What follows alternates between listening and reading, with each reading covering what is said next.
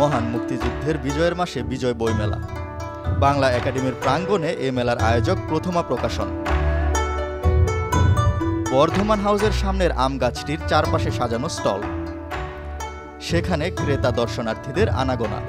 12 December বৃহস্পতিবার মেলা শুরু হলেও আনুষ্ঠানিক উদ্বোধন হয় শুক্রবার বিকেলে। উদ্বোধন করেন ইমেরিটাস অধ্যাপক সিরাজুল ইসলাম চৌধুরী। উপস্থিত ছিলেন প্রথম আলোর সম্পাদক মতিউর রহমান। আলোচনায় ছিলেন কবি ও সাংবাদিক সাজ্জাদ শরীফ, জাতীয় গ্রন্থকেন্দ্রের পরিচালক আফসানা বেগম। এই যে প্রথমার প্রকাশনা, এইটা কিন্তু তাদের যে অঙ্গীকার, সেই অঙ্গীকারেরই একটা নিদর্শন বলে আমার কাছে মনে হয়।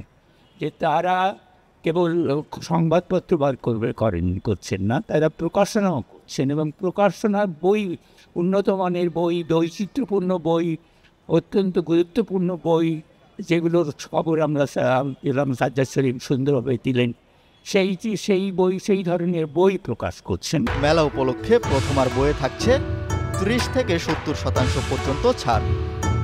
সব সময় তো ফেব্রুয়ারি মাসে বইমেলা হয়, ডিসেম্বরে একটা সময়ে বইমেলাটা অন্যরকম একটা অনুভূতি, অন্যরকম একটা আয়োজন। ধন্যবাদ প্রথম আলোকে এই আয়োজনটা করার জন্য।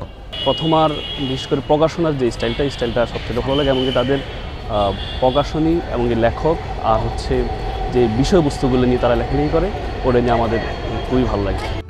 21 ডিসেম্বর পর্যন্ত চলবে মেলা। খোলা থাকবে সকাল 11টা থেকে রাত 8টা পর্যন্ত।